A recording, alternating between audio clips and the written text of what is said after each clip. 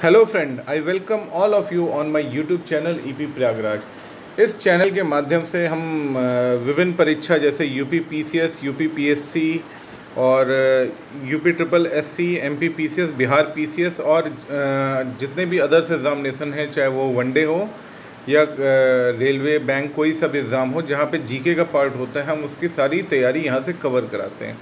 हमारा पूरा प्रयास होता है कि हम कॉन्सेप्चुअल लेवल को भी लेके चलें और आपको जो फैक्चुअल जो रिक्वायरमेंट होती है एग्ज़ाम्स के लिए वो भी सारा सब कुछ यहाँ से प्रोवाइड करें। तो कृपया हमारे चैनल के साथ बने रहें, इसे सब्सक्राइब करें, लाइक करें और पूरे वीडियो को वॉच करें ताकि आपको जो हम इन्फॉर्मेशन देना चाहते हैं वो आप तक पहुँचे। देखिए, लास्ट लेक्चर में हमने मुग़ल एम्पायर का पार्ट 1 डिस्कस किया था, जिसमें हमने बाबर और हुमायूं के विषय में डिस्कस किया था।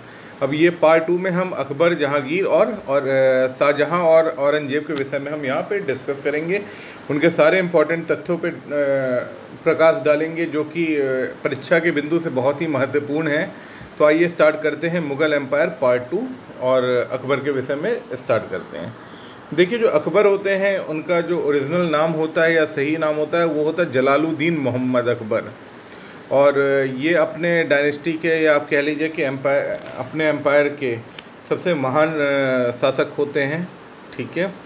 और जैसा कि आपको पता है कि ये 14-15 महीने के ही होते हैं, तो इनके जो पिता हैं उस लास्ट लेक्चर में मैंने डिस्कस किया था, आपको बताई भी थी कि इनको कैंप में छोड़ के वो पर्सिया की ओर भाग जाते हैं। तो उनके कैंप में होने की वजह से इनके जो चाचा होते हैं वो इनको चाचा, उनकी पत्नी और ये लोग उनको पालते हैं और बचपन इनका बड़ा दुखद होता है 12-13 साल तक। फिर जब ये 13 साल की इनकी जब एज होती है, when he was 13 year old, तो इनके जो पिता हैं उनकी मृत्यु हो जाती है। वो हुमायूं जो हैं वो सीढ़ी से गिर जाते हैं, उनकी मृत्यु हो जाती है। लेकिन फिर हुमायूं के एक जनरल होते हैं जो कि बहुत ही ज़्यादा उनके मतलब लॉयल जनरल होते हैं, भरोसेमंद जनरल होते हैं, जिनका नाम होता है बैरम खान। तो बैरम खान जो है वो इनको जो है पालते हैं, ठीक है, और इनसे ये खबर छुपा लेते हैं कि इनके पिता की मृत्यु हो गई है। तो इनके पिता की जो मृत्यु वाली बात है वो इनको नहीं बताते हैं और वेट करते हैं कि ये थोड़ा सा और जो है इस शासन को अब हैंड ओवर करने जब योग्य हो जाएंगे या शासन को लेने योग्य होंगे तब इन्हें डिक्लेयर किया जाएगा। जब ये 13 साल के होते हैं और 14 फरवरी की बात है, 14 फेब की 1556, तब बैरम खान हैं अकबर को डिक्लेयर कर देते शहंशाह। शहंशाह का मतलब होता है किंग ऑफ द किंग, जो राजाओं का राजा होता है उसे शहंशाह कहते हैं। तो अकबर को बैरम खान शहंशाह डिक्लेयर करते हैं, उनको पता लगता है उनके पिता के विषय में। उसके बाद क्या होता है, जो सिचुएशन होती है कि जो हुमायूं जो हैं वो भारत में एंटर करते हैं पर्शियन सोल्जर्स के साथ। तो वो पंजाब का जो कुछ प्रांत होता है, फिर दिल्ली, फिर आगरा, फिर ये सारी चीज़ें जो हैं एक रीजन जो होता है वो कवर कर लेते हैं, ठीक है, एक क्षेत्र अपना डेवलप करते हैं। लेकिन यहाँ पे क्या होता है कि जो सूर एम्पायर होता है, जो सूरी एम्पायर कह लें या सूर एम्पायर, जिसमें कि आपको याद होगा इसके जो महान शासक थे शेरशाह सूरी, ठीक है, वो उनका आखिरी समय चल रहा होता है, या आप कह लीजिए कि जो उनके रूलर होते हैं वो काफ़ी वीक हो जाते हैं। तो जो सूर एम्पायर का एक जनरल होता है जो उनके लिए मतलब उनका जो जनरल होता है उसका नाम होता है हेमचंद्र विक्रमादित्य, ठीक है। तो हेमचंद्र विक्रमादित्य या जिनको शॉर्ट में कहते हैं हेमू, ठीक है। तो हेमू क्या करते हैं, ये बिहार, बंगाल, इधर यूपी का ईस्ट पार्ट और ये सब कैप्चर करते हुए दिल्ली की ओर बढ़ते हैं और आगरा को और दिल्ली को कैप्चर करते हैं। और जो ये इनकी सेना होती है, इनकी बैरम खान की या मुग़ल की जो सेना होती है वो पीछे हट जाती है। लेकिन फिर क्या होता है, फिर बैरम खान पावर को दोबारा अपने इकट्ठा करते हैं। ये जो हेमू होते हैं ये करीब 22 लड़ाइयाँ लड़ते हैं और 22 की 22 लड़ाई जीतते हैं और दिल्ली को अपने कब्जे में ले लेते हैं। तो जब ये दिल्ली को अपने कब्जे में लेते हैं तो ये सोचते हैं कि भाई जो आखिरी एम्परर होता है आदिल शाह सूरी, अब इसे जो है हम लोग डिथ्रोन कर दें और अपने आप को ही ये महाराज या सम्राट घोषित कर देते हैं। और अपना सम्राट घोषित करने के बाद अपना जो नाम होता है वो डिक्लेयर करते हैं सम्राट हेमचंद्र विक्रमादित्य, ठीक है। तो ये आखिरी शासक होते हैं जो अपना हिंदू शासक कह लीजिए, आखिरी हिंदू शासक हैं जो अपने आप दिल्ली पे जिनका कब्जा होता है, और ये अपना जो टाइटल होता है ये हेमचंद्र विक्रमादित्य अपना नाम डिक्लेयर करते हैं। उधर बैरम खान जो है पंजाब से या उधर से अपनी पावर को कंसोलिडेट करके इधर आता है बैटलफील्ड में, और इधर से दिल्ली से अपने आर्मी के साथ ये हेमू जो हैं या हेमचंद्र विक्रमादित्य पानीपत पहुंचते हैं। तो जो पानीपत पे सेकंड बैटल होगा वो होगा सेकंड बैटल ऑफ पानीपत। ये होता है 1556 AD में, और ये इसको कहते हैं between Hemu and the forces of Akbar. ये इन दोनों के बीच में ये बैटल होता है, ठीक है। तो the second battle of Panipat was fought between the Akbar and the forces of Akbar and Hemu और या हेमचंद्र विक्रमादित्य। तो क्या होता है इस बैटल में, हेमू जो होते हैं हेमचंद्र विक्रमादित्य ये पराजित हो जाते हैं। ये पहला और आखिरी बैटल होता है जिसमें ये पराजित होते हैं।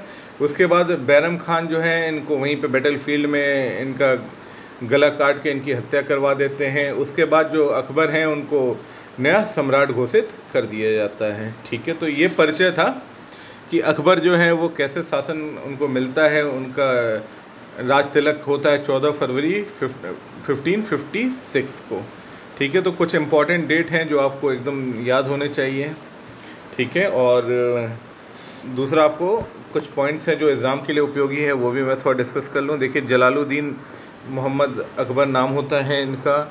ये इनके जो रेजेंट होते हैं या जो इनकी देखभाल करते हैं वो होते हैं बैरम खान, और बैरम खान की मदद से ही ये रूल को काफ़ी एक्सपेंड करते हैं, ठीक है। उसके बाद सेकंड बैटल ऑफ पानीपत अभी हमने डिस्कस कर लिया हेमचंद्र उसके विषय में। इसके बाद जो है 1560 में ये बैरम खान जो होते हैं उनसे अपनी सारी जो पावर्स हैं वो रिज्यूम कर लेते हैं और इनको फ्री कर देते हैं बैरम खान को। इनकी जो विवाह होता है वो हरक्का बाई से होता है। हरक्का बाई को हम लोग पॉपुलरली जानते हैं जोधा बाई। एक आपने मूवी देखी होगी जोधा अकबर, तो जो उसमें जोधा होती हैं उनका असली नाम जो है वो हरक्का बाई है, और वो डॉटर होती है भारमल की, ठीक है। तो जो राजा भारमल होते हैं उनकी पुत्री होती है। 1562 में इनका विवाह होता है अकबर के साथ। और अकबर के जो राज्य के एक्सपेंशन की पॉलिसीज़ थी या कैसे उन्होंने अपने स्टेट्स को एक्सपेंड किया, तो ये दो तरह की पॉलिसी, या तो ये युद्ध के द्वारा इसको राज्य को एक्सपेंड करते थे, या तो मैट्रीमोनियल अलायंसेस या मैट्रीमोनियल संबंध बना के भी इन्होंने राज्य का एक्सपेंशन किया है। और अकबर के विषय में एक बहुत इंपॉर्टेंट और है कि इन्होंने एक मनसब सिस्टम होता है, मनसब सिस्टम को जो है इन्होंने इंट्रोड्यूस किया भारत में। देखिए मनसब सिस्टम जो होता था या मनसबदारी जिसे कहते थे, मनसबदारी सिस्टम, ये पर्सियन एक सिस्टम है एडमिनिस्ट्रेशन का। इसी एडमिनिस्ट्रेटिव सिस्टम को किसने इंट्रोड्यूस किया? मुगल्स ने इंट्रोड्यूस किया भारत में। तो एक प्रश्न है जो हमेशा पूछा जाता है पीसीएस की परीक्षा में कि मनसबदारी प्रथा या मनसबदारी सिस्टम वो किसने इंट्रोड्यूस किया भारत में। तो आपको याद रखना है कि ये अकबर ने इंट्रोड्यूस किया था। और बेसिकली मनसब होता क्या है? मनसब होता है रैंक सिस्टम, ये बेसिकली रैंक होता है। अब कोई एक मनसबदार है जिसको आपने दे रखा है 10,000 या उससे ज़्यादा सोल्जर आपने अलॉट कर दिया, तो ये जो एक मनसबदार होगा जिसे आपने 10,000 अलॉट किया है, तो इसको 10,000 सैनिक, उसके अकॉर्डिंग घोड़े और बाकी युद्ध की चीज़ें उनको इतना मेंटेन करना होगा। कोई छोटा मनसबदार है तो उसे आपने बोल दिया 400 का मेंटेन करना है, 20 का मेंटेन करना है। तो ये अलग अलग मनसबदार को आपने अलग अलग एक टारगेट दे दिया कि आपको 400, आपको 1000, और जितना ज़्यादा आपको सैनिक या वो चीज़ मेंटेन करना है, जितनी बड़ी आर्मी आपको मेंटेन करनी है, उस हिसाब से आपकी रैंकिंग होती है, उतने बड़े आप मनसबदार होते हो, ठीक है। और जितने बड़े भी आप मनसबदार होगे उतनी ही आपको वैल्यू मिलेगी मुग़ल साम्राज्य में। और जब कभी युद्ध की परिस्थिति होती है तो यही मनसबदार को कॉल किया जाता है कि आओ और हमारे लिए युद्ध को लड़ो। तो ये जो मनसबदारी सिस्टम है बहुत ही इम्पॉर्टेंट इंट्रोडक्शन था जिसको इंट्रोड्यूस किया जलालुद्दीन मोहम्मद अकबर ने, ठीक है। और इसके बाद जो है उन्होंने बहुत ही एक आप कह लो कि सेकुलर किस्म के रूलर थे। वो सारे धर्म को बराबर से देखते थे और एक नज़रिए से देखते थे। और जो जजिया था जो कि एक टैक्स था। जो कभी कोई जो गैर मुसलमान अगर कोई तीर्थ यात्रा करता था तो उस पर लगाया जाने वाला जो टैक्स होता था उसको हम कहते थे जजिया टैक्स। तो जजिया टैक्स था, उसको एबॉलिश किसने किया था? उसको अकबर ने एबॉलिश किया था। और ये सभी धर्मों का सम्मान करते थे लोग। इनके जो नवरत्न थे उसमें बहुत सारे हिंदू नवरत्न भी थे। इसके में एक लिस्ट है, वो मैं आपको डिस्प्ले कर दूंगा, आप उसे नोट कर लीजिएगा, ठीक है, कि इनके कौन कौन वो थे नवरत्न, क्योंकि कभी कभी इनके नवरत्नों के विषय में भी प्रश्न आ जाता है। तो देखिए, जो बैटल ऑफ हल्दी घाटी, एक हल्दी घाटी का युद्ध हुआ था, ये हुआ था 1576 एडी में। और ये राणा प्रताप, महाराणा प्रताप भी जिसे हम कहते हैं, और मान सिंह, अकबर की तरफ से कौन थे? महाराजा मान सिंह, ठीक है। तो आमेर के राजा मान सिंह और महाराणा प्रताप के बीच एक युद्ध होता है 1576 में, जिसे कहते हैं हल्दी घाटी की लड़ाई या बैटल ऑफ हल्दी घाटी। तो इसमें जो है ये महाराणा प्रताप इसको युद्ध को जो है जीत जाते हैं। इसके बाद आइए बात कर लेते हैं, अकबर एक नए धर्म की भी स्थापना करते हैं, जिस धर्म का नाम होता है दीन इलाही। और जो बीरबल होते हैं वो इकलौते इसके हिंदू जो हैं, या पहले प्रथम कह लीजिए, प्रथम हिंदू जो होते हैं जो अडॉप्ट करते हैं इस धर्म को, वो होते हैं बीरबल। बीरबल का असली नाम क्या होता है? महेश दास। इस पे भी पीसीएस में बहुत सारे प्रश्न आते हैं कि महेश दास किसका नाम था, तो महेश दास बीरबल का नाम है। और कुछ इम्पॉर्टेंट बिल्डिंग्स हैं जो अकबर द्वारा बनाया गया है, वो भी आप देख लीजिए। फतेहपुर सीकरी है, आगरा फोर्ट है, और हुमायूं फोर्ट दिल्ली वाला। तो ये सारे जो, और इबादत खाना, तो ये कुछ इंपॉर्टेंट बिल्डिंग्स थे जिनके विषय में पूछता है कि ये किसने बनवाया था, तो आपको ध्यान होना चाहिए। उसके बाद अकबर के समकालीन ही थे Tulsidas. The Tulsidas was contemporary to that of Akbar. और इन्होंने रामचरितमानस की जो रचना की थी वो अकबर के ही राज्य में, या अकबर का आप कह लो कि शासन था उस समय। अकबर की मृत्यु जो है 1605 एडी में होती है फतेहपुर सीकरी में। तो ये कुछ पॉइंट्स थे या जो कुछ तथ्य थे, कुछ अकबर की कहानी थी जो आपके लिए मुझे लगता है कि जानना आवश्यक था आपके परीक्षा के बिंदु से, ठीक है। इसके बाद क्या होता है? इसके बाद इनके जो पुत्र होते हैं जहांगीर, वो नए सुल्तान बनते हैं या नए सम्राट बनते हैं मुग़ल एम्परर के। आइए ये नवरत्न देख लेते हैं कि अकबर के नवरत्न कौन कौन थे। तो देखिए, जो बीरबल थे जिनका नाम महेश दास था, वो एडमिनिस्ट्रेटर थे। इनकी सहायता करते थे और इनके साथ हंसी मजाक भी करते थे। और बहुत सारे किस्से हैं जो अकबर और बीरबल के आप पढ़ने को मिलते हैं। उसके बाद अबू फजल स्कॉलर थे, काफ़ी किताबें इन्होंने लिखी है। फैजी, ये भी स्कॉलर थे। फिर तोदरमल, ये फाइनेंस मिनिस्टर थे अकबर के। भगवान दास मनसबदार थे, ठीक है, बड़े मनसबदार थे। मनसबदार तो बहुत सारे थे, लेकिन जो बड़े मनसबदार थे वो थे भगवान दास। फिर मान सिंह, आपको ध्यान होगा कि हल्दी घाटी की लड़ाई इनके बिहाफ पे किसने किया था? महाराणा प्रताप से। तो मान सिंह ये स्टेट्समैन थे, ठीक है। और राजा मतलब स्टेटमैन मीन राजा। उसके बाद तानसेन म्यूजिशियन थे। अब मुझे ये बताइए, जो तानसेन थे इनके गुरु का नाम क्या था? कमेंट में आप बताइए, ठीक है। कमेंट में ही मैं इसका जवाब भी दे दूंगा, लेकिन मैं चाहता हूँ कि कुछ कमेंट करके आप मुझे बताएं कि तानसेन के गुरु का नाम क्या था, क्योंकि इसके विषय में यूपी पीसीएस और एमपी कुछ प्यार है इनको इस प्रश्न से कि who was the Guru of Tansen, ठीक है। तो इसको आप बताइए मुझे कमेंट करके। उसके बाद जो अब्दुल रहीम खाने खाना, ठीक है, तो ये भी इनके थे। और मुल्ला दो प्याजा। तो ये 9 रत्न आपको ध्यान रखना है, दिमाग में रखना है कि ये 9 रत्न है। कभी ऑप्शन में अगर पूछता है तो आप इन्हें बता सकें। तो अब बात करते हैं इनके जो पुत्र हैं जहांगीर के विषय में। तो देखिए, जो जहांगीर हैं उनके विषय में ये है कि इनकी जो बेगम होती हैं, या इनका असली नाम होता है नूरुद्दीन मोहम्मद सलीम, ठीक है। तो इनका नाम नूरुद्दीन मोहम्मद सलीम है। इन्होंने एक चेन ऑफ जागीर अदालत या चेन ऑफ जस्टिस इन्होंने इस्टेब्लिश किया था, कि बहुत सारे जो चेन होते थे जहाँ पे लोकल लेवल पे भी अदालत लगती थी, या लोगों के जो ग्रेवियांसेस होते थे उस पर काम किया जाता था, तो इसे कहते थे जागीर अदालत। तो इसकी जो चेन सिस्टम था जस्टिस का, वो इस्टेब्लिश किया था जहांगीर ने। तो ये अक्सर सवाल आता है कि जो जागीर अदालत है वो किसने इस्टेब्लिश किया था, तो ये याद रखना है।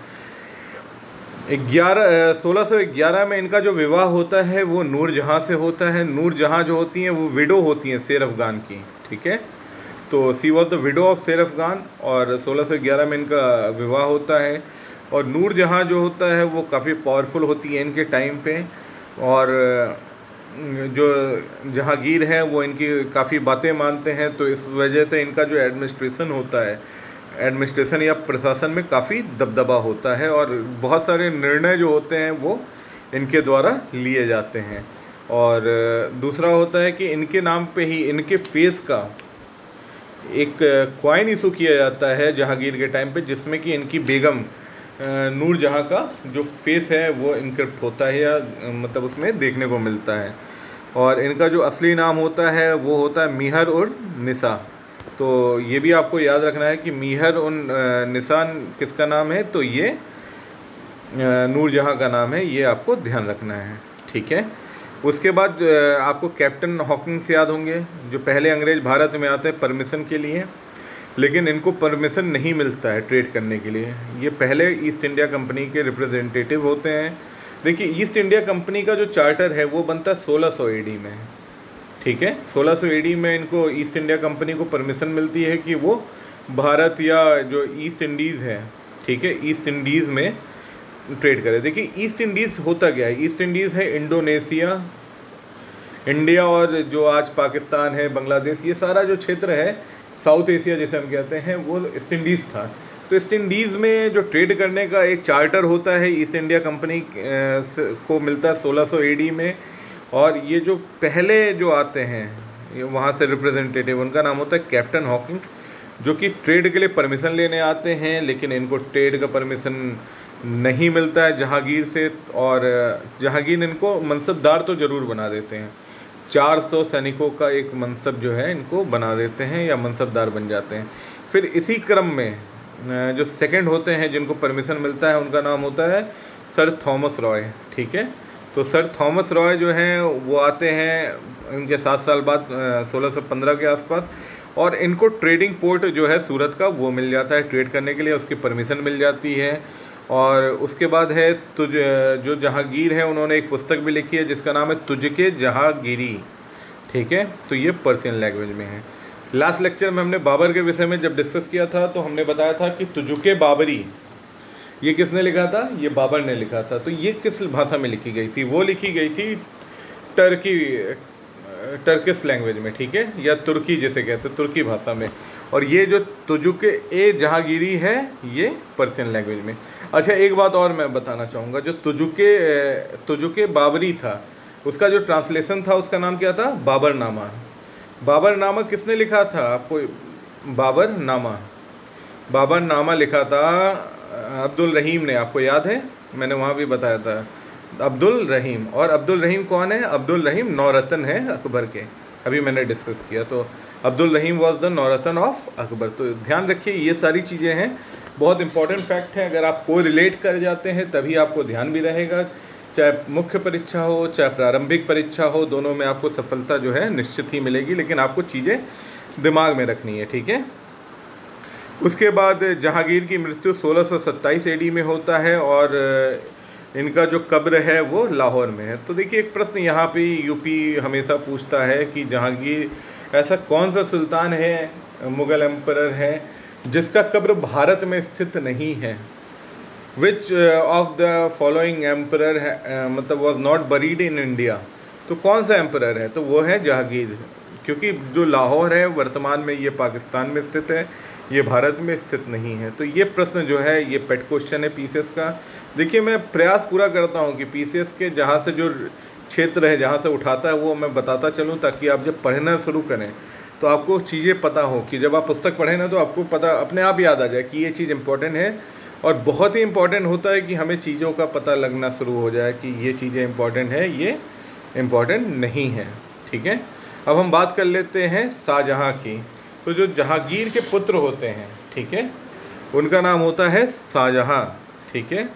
और शाहजहाँ का जो असली नाम होता है वो होता है खुर्रम, ठीक है।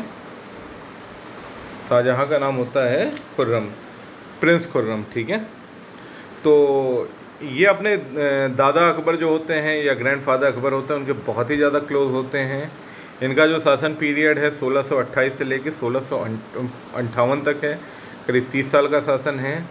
और इनका जो कुछ इनके समय में जो आर्किटेक्चरल वर्क था या आप कह लीजिए बिल्डिंग या ये मॉन्यूमेंट्स वगैरह का, वो काम बहुत ही ज़्यादा, ये कह लीजिए कि गोल्डन एरा ऑफ मुगल्स था। ठीक है, जो मुगल्स थे उनका गोल्डन एरा इन्हीं के दौरान था। ठीक है, और कुछ इम्पोर्टेंट है जैसे आज ताजमहल जो हम देखने को मिलता है वो शाहजहाँ ने बनवाया था। और किसके लिए बनवाया था?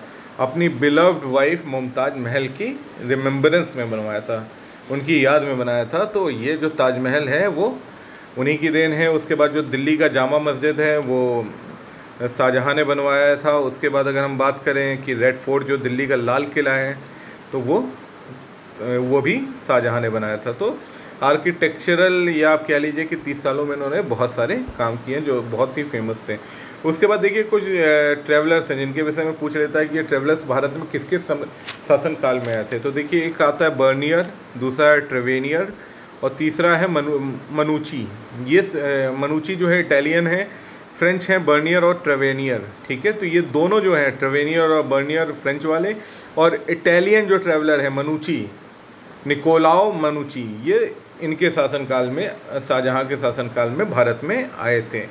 ठीक है, उसके बाद जो है इनका जो पुत्र होता है वो इनको बाद में बंदी बना लेता है 1658 AD में, और फाइन जो होता है 16 जेल बंदी रहते हैं, और बंदी रहने के 8 साल उपरांत इनकी मृत्यु हो जाती है 1666 AD में, और इनको बरीड कर दिया जाता है, या इनका जो कब्र है वो ताजमहल में। तो ही वॉज बरीड इन आगरा ताजमहल। ठीक है, और आइए डिस्कस कर लेते हैं अब हम लोग वहाँ के औरंगजेब के विषय में। तो देखिए औरंगजेब के विषय में बहुत सारे, तो देखिए औरंगजेब जो होते हैं वो शाहजहाँ के तीसरे पुत्र होते हैं। बेसिकली शाहजहाँ की मैं बात करूं तो शाहजहाँ के 4 पुत्र होते हैं। ठीक है, तो 4 होते हैं। पहले होते हैं दारा सिको। ठीक है, मैं नाम लिख देता हूँ, अब इम्पॉर्टेंट है ये, आप समझिए इसको, एक कहानी भी है, तो कहानी समझने के लिए ज़रूरी होता है नाम को समझना। देखिए पहले होते हैं दारा सिको, फिर होते हैं मुराद। ठीक है, फिर औरंगजेब, और जो तीसरे होते हैं वो होते हैं सूजा। तो देखिए बेसिकली होता क्या है कि मैं बात करूँगा 1658 की बात है, जब शाहजहाँ की तबीयत कुछ बिगड़ती है या ख़राब होती है। जब ये बुज़ुर्ग होते हैं या एक एज हो जाती है इनकी, तो कुछ तबीयत ख़राब होती है, तो इनका जो सबसे बिलव्ड सन होता है वो होता है दारा सिको, जो कि बहुत अपने दादा अकबर के जैसा ही होता है। ठीक है, ये अकबर जैसी ही इनकी पॉलिसी होती, काफ़ी सेकुलर होते हैं, काफ़ी उपनिषद वगैरह को इन्होंने ट्रांसलेट किया था। तो इन जो स्कॉलर कह लीजिए कि मतलब बहुत बड़े स्कॉलर होते हैं दारा सिको। ठीक है, तो इनका जो है शाहजहाँ के साथ जो एक लगाव होता है वो बहुत ही ज़्यादा होता है। जब इनकी तबीयत बिगड़ती है शाहजहाँ की 1658 में, तो जो दारा सिको है इनके बिहाफ पे रूल करने लगता है। ठीक है, इनके बिहाफ पे जो आगरा है उसमें रूल करता है या उनको आदेश वगैरह देता है। तो उसके जो परिणाम होता है, जो इनके बाकी 3 पुत्र हैं मुराद, औरंगजेब और सूजा, इनके अंदर एक भावना आ जाती है। तो जो सूजा होते हैं ये बंगाल के हेड होते हैं, या आप कह लीजिए बंगाल के मनसब हो गए। ठीक है, जो दूसरे वाले हैं मुराद, ये गुजरात के होते हैं मनसब, और या जनरल कह लीजिए आप कि ये वहाँ के गवर्नर होते हैं। तो सूजा बंगाल के गवर्नर हैं, ये यहाँ के गवर्नर हैं। औरंगजेब औरंगजेब डेक्कन के थे, डेक्कन के, और मुराद जो है ये गुजरात के हैं। तो फिर क्या होता है कि ये जो तीनों हैं अपने आप को इंडिपेंडेंट डिक्लेयर कर देते हैं। जब ये शाहजहाँ के तौर पे जब ये संभालने लगते हैं दिल्ली को, तो ये लोग भी अपने आप को इंडिपेंडेंट डिक्लेयर कर लेते हैं। अब इसके बाद एक एलाइड बन जाता है, मुराद और औरंगजेब के बीच एक एलाइड बनता है। ये दोनों जो हैं अपनी फोर्सेस को लेके आते हैं और ये दारा सिको पे हमला कर देते हैं। जब दारा सिको पे हमला करके दारा सिको और सूजा ये दोनों कंबाइंड हो जाते हैं, इन दोनों की फोर्सेस कंबाइंड हो जाती है, तो इन दोनों को हरा देते हैं, इन दोनों की हत्या कर देते हैं, ठीक है। उसके बाद क्या होता है कि उसके 2 ही 3 साल बाद 1661 में ये जो है अपने भाई मुराद की भी हत्या कर देते हैं। अब इनके पिता जो हैं वो बीमार हैं, वो बंदी हैं, मुराद की भी, इनके तीनों भाइयों की हत्या हो गई। अब बचे सिर्फ औरंगजेब। तो औरंगजेब जो है इस प्रकार अपने शासन को लेते हैं, अपने भाइयों की हत्या करके और पिता को बंदी बना के ये शासन को अधिग्रहित करते हैं। उसके बाद हम बात करेंगे कि अपने भाइयों को ये जो है आखिरी जो युद्ध होता है वो होता है देवरी में, और इसके बाद ये एम्परर बन जाते हैं, ठीक है। एम्परर बनने के बाद इनका जो टाइटल होता है, ये अपना टाइटल एज्यूम करते हैं, उसको हम कहते हैं आलमगीर। ये सब सारे प्रश्न हैं जो पीसीएस में पूछे गए हैं। उसके बाद जो जहाँ औरंगजेब की बात करें तो ये बहुत ही ज़्यादा कम्युनल होते हैं, इस्लाम को बहुत ही कह लीजिए कि बहुत ही कट्टर इस्लामिक धर्म को मानने वाले होते हैं। और ये जजिया जो होता है, जो कर होता था, जो तीर्थयात्रियों पे लगाया जाता था, जिसको अकबर ने अबॉलिश कर दिया था, उसको दोबारा से री इंट्रोड्यूस कर देते हैं भारत में। तो बहुत ही इम्पॉर्टेंट है कि जजिया कर जो है किसने हटाया था, तो आपको याद रखना अकबर ने हटाया था। और दोबारा कौन से मुग़ल एम्परर ने इसे री इंट्रोड्यूस किया था, तो औरंगजेब ने इसे दोबारा री इंट्रोड्यूस कर दिया था। अकबर को हम जिंदा पीर के नाम से भी जानते हैं। तो ये देखिए, ये प्रश्न जो है यूपी पीसीएस में मुझे याद है 3 से 4 बार तो आ ही गया है, रिपीट हुआ है कई बार, लोअर में, पीसीएस में, आरओ में। तो ये बहुत ही इंपॉर्टेंट है कि जो जिंदा पीर है वो किसे कहा जाता है, तो जिंदा पीर औरंगजेब को कहा जाता है। उसके बाद जो ये क्या करते हैं, ये गुरु तेग बहादुर होते हैं। 1675 में ये गुरु तेग बहादुर की हत्या करा देते हैं। उसके बाद जो 10th गुरु, ये आखिरी गुरु होते हैं, गुरु गोविंद सिंह, वो खालसा बनाते हैं इनसे युद्ध करने के लिए। तो ये एक प्रश्न आता है कि जो गुरु गोविंद सिंह हैं, उन्होंने खालसा किससे युद्ध के लिए निर्माण कराया था। तो आपको ध्यान रखना है कि ये जो है औरंगजेब के से युद्ध करने के लिए खालसा का निर्माण गुरु गोविंद सिंह ने कराया था। तो औरंगजेब जो है मराठाओं से करीब 25 से 30 साल तक इनकी युद्ध होती रहती है, अराउंड 25 ईयर इनका युद्ध होता है। और अपना जो जीवन का जो आखिरी समय होता है वो युद्ध के दौरान ही ये बिताते हैं, ठीक है। बहुत बड़े मतलब आप कह लीजिए कि इन्होंने राज्य का जो विस्तार है वो बहुत ज़्यादा कर रखा था। आप आज का वर्तमान पाकिस्तान, अफ़गानिस्तान, फिर हम बात करेंगे कि जो भी इधर नॉर्थ इंडिया पूरा था, बिहार, आसाम वगैरह ले लीजिए, और इधर साउथ का भी इन्होंने बहुत बड़ा जो एक एरिया था वो अपने कब्जे में ले लिया था। तो इन्होंने जो जीवन है वो साउथ में भी और मराठाओं से लड़ने में 25 साल इन्होंने अपना वो किया था लास्ट का। उसके बाद जो है शिवाजी के साथ साथ इन्होंने संभाजी से भी, उनके सन से भी युद्ध होता रहा इनका। कुछ सोशल चेंजेस भी इन्होंने अपने इंट्रोड्यूस किए थे, जो कुछ सामाजिक परिवर्तन था वो इनके शासनकाल में देखने को मिला है। जैसे सती प्रथा है उसको इन्होंने बैन कर दिया था अपने राज्य में। उसके बाद जो हिंदू फेस्टिवल्स थे, जैसे होली, दिवाली आज जो होता है, उसको भी पूरी तरह से इन्होंने बैन कर रखा था, क्योंकि मैंने बताया ना कि ये बहुत ही ज़्यादा कम्युनल वो थे, मतलब ये इस्लामिक धर्म को मानने वाले थे। उसके बाद इनके म्यूज़िक जो है इनके दरबार में जो पहले होता था, म्यूज़िक के साथ राजा का स्वागत होता था या म्यूज़िक होता था, तो इन्होंने हर तरह के म्यूज़िक को दरबार में मना कर दिया। किसी भी तरह का म्यूज़िक जो है दरबार में नहीं बजता था। इनकी मृत्यु जो है 1707 में होती है, अहमदनगर में होती है। और इनका जो मकबरा है वो औरंगाबाद महाराष्ट्र में है। तो ये भी इम्पॉर्टेंट है कि औरंगाबाद महाराष्ट्र में किसका मकबरा है, तो औरंगाबाद में औरंगजेब का मकबरा है। देखिए, अगर आप यहाँ से यहाँ तक भी करते औरंग, तो ये औरंगजेब आपको याद आ जाएगा। तो ये याद रखना है बेटा, रिलेट करके, चाहे जैसे भी आपको सारी चीज़ें अपने दिमाग में रखनी है। बहुत इंपॉर्टेंट टॉपिक था मुग़ल का। तो देखिए, अब मुग़ल का जो 2 पार्ट में हमने लगभग सारे टॉपिक्स कवर कर लिए हैं। और अब जो 3rd वीडियो बनाऊंगा मैं, 3rd वीडियो में हम डिस्कस करेंगे लेटर मुग़ल। इसमें हम बात करेंगे लेटर मुग़ल, या ये तो जो पहले वाले मुग़ल हैं ये बहुत बहादुर थे, इन्होंने सत्ता को या अपने राज्य का बहुत एक्सपेंशन किया था।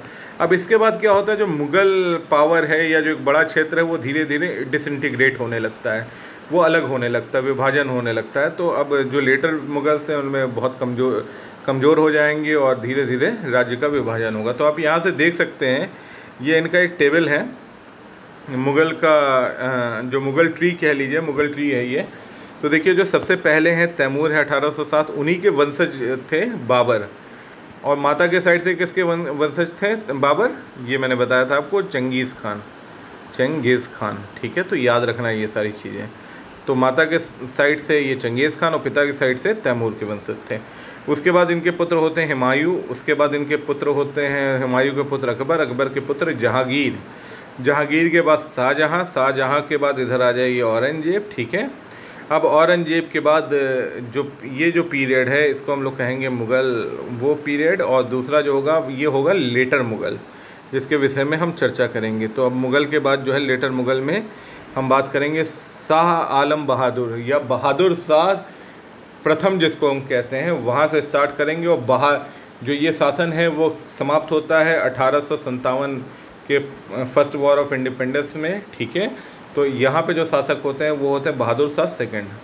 तो बहादुर शाह फर्स्ट से स्टार्ट करेंगे और बहादुर शाह सेकंड या बहादुर शाह जफर पे इसे समाप्त करेंगे। तो नेक्स्ट वीडियो में मैं लेके आऊँगा लेटर मुग़ल पीरियड। ठीक है, तो हमारे यूट्यूब चैनल के साथ बने रहें। अगर अभी तक आपने सब्सक्राइब नहीं किया तो कृपया सब्सक्राइब करें हमारे वीडियो को। अगर आपको पसंद आया हो तो लाइक करें, इससे हमें मोटिवेशन मिलता है और भी अच्छी जानकारियाँ लाने का भी एक बल मिलता है हमें। और बेल आइकन को प्रेस करें ताकि आपको हमारा सारा लेटेस्ट अपडेट मिलता रहे। और नेक्स्ट लेक्चर में हम बात करेंगे लेटर मुग़ल पीरियड के साथ। तो हमारे चैनल के साथ बने रहें। धन्यवाद।